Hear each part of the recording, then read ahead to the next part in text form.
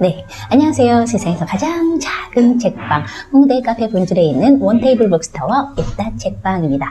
네, 수요일 아침마다 그 여성 작가가 쓴 SF 소설 읽기 모임을 진행을 하고 있는데요.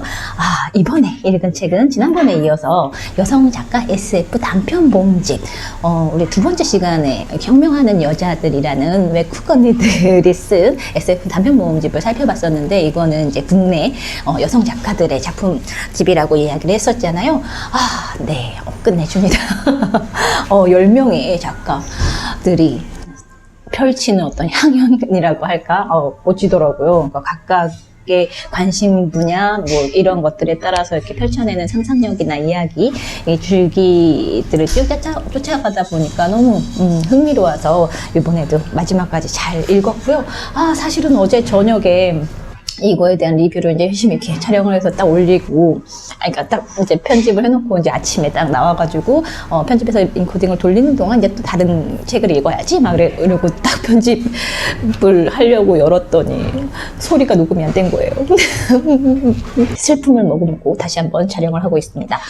그러면서 이 책을 이제 어저께 어떻게 소개를 했냐면, 이 책을 소개할 수 있는 가장 좋은 방법을 찾았어요. 그래서 보통 이제 소설이나 이제 영화 장르 같은 경우에는 이렇게 미리 줄거리를 다 알게 되면 되게 재미가 없어지기도 하고 김이 빠지고 다 알 것 같고 막 흥미진진함도 좀 이렇게 읽는 맛이 떨어지잖아요. 그래서 그것들 요리조리 피해가면서 어떻게 하면 잘 이렇게 좀 이렇게 소개를 해서 읽고 싶은 마음이 훅 이렇게 들어오도록 할 수 있을까? 뭐 이런 고민들을 늘 소설이나 이런 것들을 보면 고민을 하게 되는데, 이 책 같은 경우에는 구성이 이렇게 돼 있어요. 10명의 작가들의 이제 단편들이 스르르 있는데, 이제 작가 프로필이라고 할까요? 아주 짤막한 작가 소개가 앞에 이제 딱 있고, 이제 작품이 딱 나오고, 이제 작품이 끝나고 나서 이 작품을 쓰게 된 배경, 그러니까 작가 후기가 짤막하게 들어가 있어요. 그래서, 이거에 따라서 그냥 설명을 하면 되겠구나, 이런 생각이 들어서, 그렇게 설명을 한번 해드릴게요. 지난번에 이제 파퓰리의 데뷔, 박예진의 토요일, 전혜진의 바이센테니얼 비블리오필, 권민정의 치킨과 맥주까지 소개를 했잖아요. 이번에는 남은 6편을 이제 다 같이 읽고 이야기를 나눴는데, 양원영의 신의 별부터 이제 살펴보면, 뒷표지에는 이제 또 한 줄로 이렇게 짤막하게 줄거리, 핵심 내용이라고 할까? 뭐, 이런 것들을 요약 정리해 놓기도 했어요. 그래서 여기에 소개된 바로는 탐험대는 지구가 안드로이드의 손 아래 아름답고 평화로운 모습으로 회복한 것을 발견한다. 그리고 그들 한가운데 신이라며 잡혀온 사람이 있다. 뭐, 이런, 이렇게 알듯말듯한, 읽어보면 이렇게 알 것 같은데, 모르는 사람이 이걸 보고서 내용을 짐작할 수 있을까? 이렇게 약간 갸우뚱거려지기는 했지만, 어쨌든 이제 흥미를 유도하는 이제 문장들이니까 패스하고, 이 글을 쓴 신의 별이라는 작품을 쓴 작가 양원영 님은 부산 출생이시래요. 어릴 때부터 청소가 죽도록 싫었다고 합니다. 오늘 아침에도 청소하고 관련된 책을 주문을 했는데 이런 책들도 싫어하실까? 이런 생각이 문득 들었어요. 청소 로봇에 대한 갈망이 넘쳐나 가사 안드로이드가 나오는 SF를 써서 출간하기에 이르렀다. 그 결과물인 안드로이드여도 괜찮아의 저작이라고 해요. 그래서 이 이야기들이 쭉 펼쳐지는데, 이 작품을 마치고 나서 작가는 이런 이야기를 해줘요. 예전에 종말과 안드로이드에 관한 긴 글을 쓴 적이 있습니다.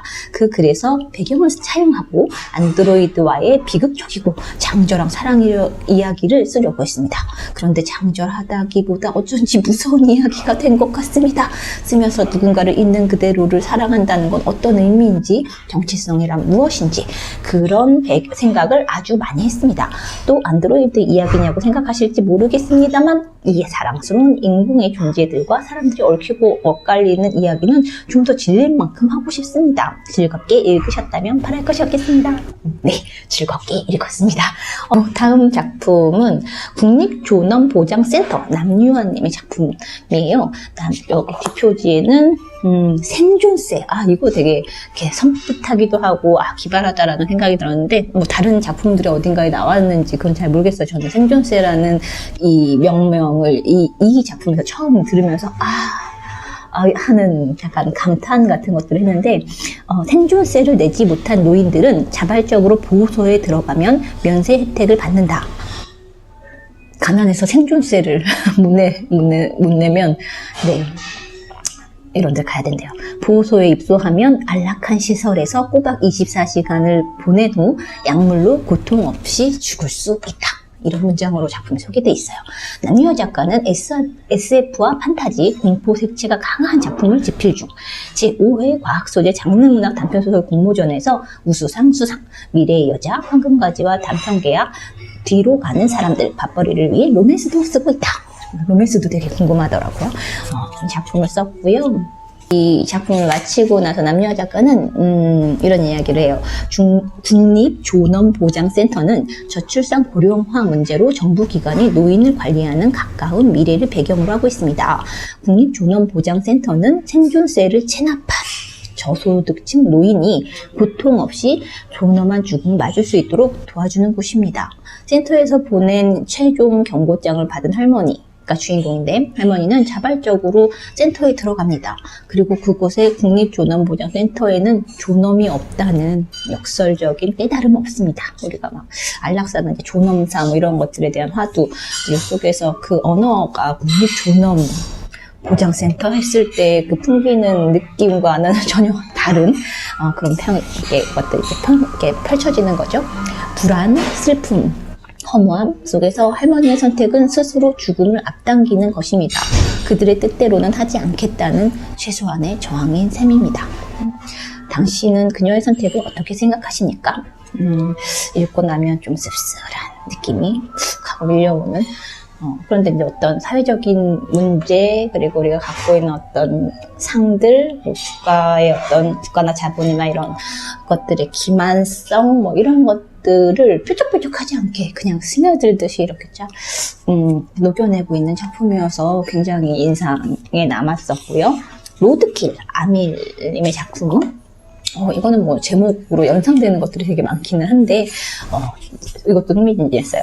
아밀 김지연님이라고 가로에 써있네요. 소설가, 영미문학 번역가, 단편 반드시 만화가만을 원해라 로 대산 청소년문학상을 수상했다. 환상문학 웹진 거울에서 활동하며 다수의 단편소설을 발표했고, 한국 환상문학 단편선 2의 단편 방문자를 수록했다.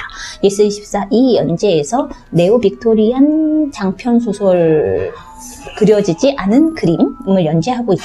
세라 워터스의 게스트, 마리사 마이어의 루나 크로니클 시리즈, 하워드 필립스 러브크래프트 단편 선집, 슐러 K 르긴과 오슨 스콧 카드의 작업서 등을 한국어로 번역했다. 재주가 참 많으신 것 같아요. 이것도 되게 쇼킹한 작가 후기가 있었는데 되게 짤막해요. 교통사고 피해 보행자 여성을 비하하는 이른바 보라니라는 유행어에서 착상하여 쓴 소설입니다. 걸그룹 오마이걸의 곡 윈디데이에서 큰 영감을 받았습니다. 소녀문학 2호에 발표되었습니다. 이렇게 쓰여져 있었는데요. 이거의 핵심 줄기는 이런 내용이에요. 여자들은 아이를 낳지 않아도 되는 몸이 된 미래가 설정이 되어 있는데, 튼튼하고 강한 몸이 되었다. 아이를 낳을 수 있는 소녀들은 멸종위기 생물로 지정되어서 좋은 남자에게 시집갈 때까지 국가가 운영하는 보호소에서 양육된다. 이렇게 쓰여져 있어요. 그러니까 여기서 이제 양육되다가 이 보호소 밖에는 뭐가 있을까 이런 고민들을 하면서 이제 탈출을 시도했다가 이제 이렇게 로드킬 당하는 어떤 야생동물 이야기의 어떤 약간 그런 정보들에 이제 겁을 지려먹기도 하고, 약간 이거의 맨 마지막을 보면서는 약간 영화 델마 루이스의 이제 장면이 떠오르기도 했는데, 모임하면서는 이거의 뒷부분에서 이제 이 사람들이 이제 그 보호소를 나와서 이렇게 살아내는 그런 모습들을 덧붙여서 풍부하게 만들어주고 싶다, 뭐 이런 이야기가 나오기도 했었는데, 그런 부분들을 이야기했어요. 근데 작가 후기를 보면서 이제 보란이라는 용어를 보면서 깜짝 놀랐어요. 왜 교통사고 피해 보행자 여성을 비하하지? 되게 어이가 없다, 막 이런 생각들이 막 들어서 좀 쇼킹했고요. 그 다음 작품은 바리케이트와 개구멍, 이서영님의 작품인데, 이것은 인력 충원과 노동조건 개선을 요구하며 일주일 파업을 준비한 우주선 기관사들은 한시름 돌렸다며 담배를 찬다. 그런데 보급물자에 담배가 없다. 약간 지하철 노조 뭐 이런 곳의 어떤 파업 막 이런 느낌이 나는 그런 그 작품이었었는데요. 이 작품을 쓴 이서영님은 음식 문화가 멸종한 가부장주의의 도시 대구 출신, 도시 비민으로 살며 문학과 대모를 전공하여 빈곤의 영향력에서 부자유한 SF, 환상 소설을 주로 써왔다. 혼자 쓴 책으로 악어의 맛, 함께 쓴 책으로 이웃집 슈퍼히어로, 다행히 졸업, 일 못하는 사람 유니온, 지극히 사적인 페미니즘이 있다. 이렇게 소개가 나와 있고요. 지하철 파업을 연상시키는 미래에도 이런 파업이 과연 있을까? 막 이렇게 그런 이제 어떤 시간성 이런 것들을 생각하면서는 약간 물음표가 많이 쳐지기는 했지만 이 글을 쓴 그 작가 후기는 이래요. 이 글은 소위 남초 집단에서 일하는 여성들을 자주 만나고 있을 때 쓴 글입니다.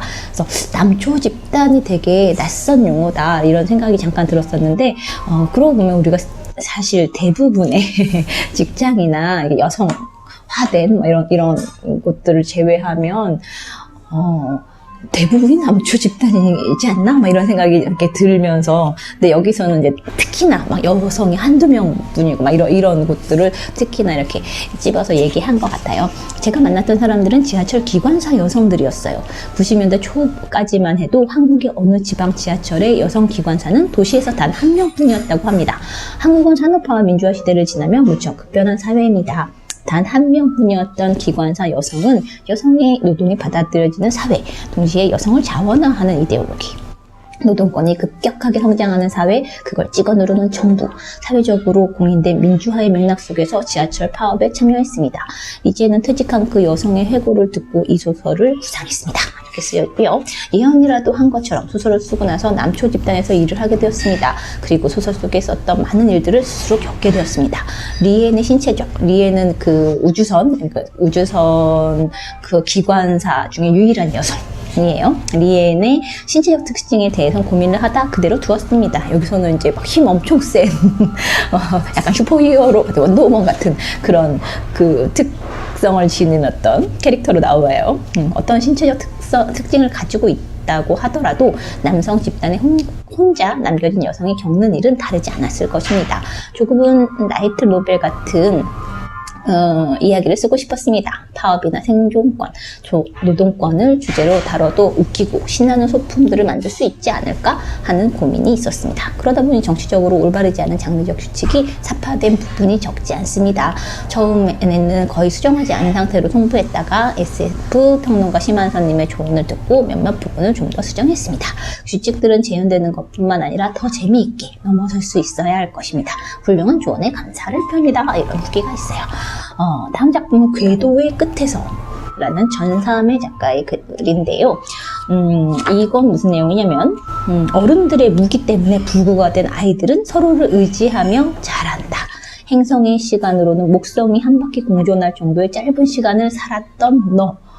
여기 여러 아이들이 나오는데 한 아이는 막 눈이 잘 안 보여서 그 실명의 위기에 있는 아이고, 한 아이는 또 다리가 없어서 이렇게 의족이라고 그러죠. 그러니까 그런 다리를 끼고 다녀야만 하는, 그래서 서로가 엄청난 이제 베프가 되어서 의지를 하는 그런 이제 캐릭터들이 나오더라고요. 너를 따라가기 전 잠깐의 유예 동안 할 수 있는 일이 남아있다. 이렇게 소개를 하네요. 전삼희 작가는 1987년 서울 출생이고요. 날짜 변경선과 소년소녀 진화론을 출간했다고 해요. 이 소년소녀 진화론 제목이 너무 재밌을 것 같아갖고 혹했었는데 기억하고 기록하는 사람으로 살기 위한 노력 중 뿌리 깊은 마음, 현실의 아님 일세, 청소년에게 SF를 전하기 위해 이리저리 뛰는 엔솔로지 와일드 카드, 현재 판교에서 게임 시나리오 스크립터로 재직 중. 게임 시나리오 스크립터? 그래서 막 빠짝빠짝 갑자기 재밌겠다 막 이런 생각이, 이제 일하는 게 재미도 있겠죠. 네, 되게 흥미로운 직업을 갖고 계시구나 이런 생각이 들었고, 이 작품 끝머리의 작가 후기로는 이 이야기는 등장인물의 성별을 정하지 않고 쓴 이야기입니다. 그렇더라고요. 저는 이제 읽으면서 이 아이들이 약간 남자아이들이 아닐까라고 생각을 했는데, 그런 특징들이 잘 이렇게 성에 대한 뭐 이런 성적 섞인 코드를 읽히는 성별을 이렇게 가늠할 수 있다고 해야 되나? 그런 게 전혀 없어서 그냥 그런 게 이렇게 잘 보이지 않기 때문에 아마 남자, 소년 아이들이라고 생각한 게 아닐까라는 생각들이 들기도 했는데 고정관념일 수도 있고 그러더라고요. 리우, 단, 안내자, 추의 젠더는 읽는 분이 정하셔도 좋습니다. 있었고요. 2016년 퀴어 축제의 소책자로 소개된 창세기의 연작 버전인데 창세기와 이 이야기 사이에는 하나의 단편이 빠져 있습니다. 창세기도 궁금하더라고요. 이 이야기를 즐겁게 읽으신 분들이 창세기와 나머지 이야기들도 즐겁게 읽으실 수 있기를 이런 이야기 있고요. 마지막 작품 박소연의 기사증후군이라는 작품이 있는데 크크크크 거리면서 막 되게 재밌게 읽은 작품이에요. 이 작품에 대해서는 갑자기 남자들이 돌연사하기 시작했다. 이 신종 전염병의 메커니즘은 밝혀지지 않았지만 원인이 여자들이라는 것만은 확실하다. 당국은 연약한 남자들을 보호하기 위해 못된 여자들을 격리 수용하여 감시하고 교육한다. 약간 읽으면서 이갈리아의 딸들의 약간 미니 버전 같은, 그렇지만 훨씬 더 유쾌한 느낌의 작품 같다는 그런 생각들이 들어서 크크크크 했는데, 박서연 작가는 대학에 다니며 글을 쓰신대요. 대학생인가 봐요. 언제 졸업을 하게 될지, 졸업을 할 수는 있을지, 졸업 후에는 어떤 일을 해야 할지 아무것도 모르지만 되도록 오래오래 글을 쓸 수 있으면 좋겠습니다. 현재 한국을 살아가는 여성 청년으로서의 고민을 담은 글을 꾸준히 쓰려고 합니다. 이런 것들이 있고요. 이런 소설, 기사증후군이라는 소설 작품을 쓰고 나서는 이런 분이래요. 나는 이상하게 과장법을 너무 좋아한다. 만사가 귀찮은 사람에게 그렇게 귀찮으면 숨도 쉬지 말지 왜 하는 거나, 영하 14도에 반팔 옷 입고 다니는 사람에게 아주 홀딱 벗고 다니지 왜 하는 그런 과장법을 좋아하신대요. 별것도 아닌데 왠지 모르게 너무 웃겨서 나도 그런 과장을 잘했으면 좋겠다는 생각을 한다. 웃기는 데 소질은 없지만 그래도 조금은 재미있기를 바라는 그런 마음으로 글을 썼다 라고 해요. 그게 고스란히 잘 이렇게 들어왔어요. 이렇게 10명이나 되는 우리 작가들의 다양한 이야기를 이렇게 한 권으로 읽는 이런 호사를 누려보는구나 내가 말하면서 되게 즐거웠었고요. 마지막으로 정리를 한다고 할까요? 뭐 이렇게 마지막 SF 칼럼니스트라는 장르 문학을 비평하는 분이 계시구나 라는 생각을 했고, 이 책을 이제 기획하셨던 심한선님이 이제 해설이라고 해야 될까요? 이 전체를 이렇게 엮고 나서 쓴 이제 발레와 증명 여성 작가의 SF라는 이제 글이 맨 마지막에 작품 해설과 함께 이제 실려 있는데, 여기에 이제 맨 마지막 단락에 이야기를 이렇게 들려주면서 마무리를 하면 좋을 것 같아요. 미 연방 대법관 루스 베이더 긴즈버그 연방 대법관 중 여성이 몇 명이어야 적당하겠냐는 질문에 분명 전원이라고 대답했다. 전원이 남성이었을 때는 아무도 이상하게 여기지 않았다고. 전원이 여성이어서 안 될 이유가 없다는 뜻이었다. 남성 대법관에게는 하지 않던 질문을 여성이 자신에게 묻는 속내를 은연중에 꼬집는 대답이기도 했다. 작가에게도 같은 기준을 적용한다면 온우주는 여기 출판사, 이 책을 펴는 출판사 얘기예요. 온우주의 이번 국내 첫 여성 SF 단편집은 여성이 몇 명이어야 하는지 보여주는 가장 적당한 책이라 하겠다. 여성의 글쓰기에 대한 훌륭한 발레 능력이 더욱 길어지기를, 그리고 더 이상 발레가 필요치 않을 때가 곧 오기를 바란다. 그런 마음으로 기획을 했고, 그런 마음으로 사실은 저희 또 여성 작가가 쓴 SF 소설을 매주 읽고 있는 거죠. 발레나 이런 것들이 아니라 굳이 찾아 읽어야 할 필요가 없을 만큼 다양한 그런 여성 작가들의 작품들이 막 이렇게 펼쳐지길, 그러려면 독자들이 열심히 읽어줘야 되겠죠. 그런 마음으로 열심히 읽었고 재미있게 봤습니다.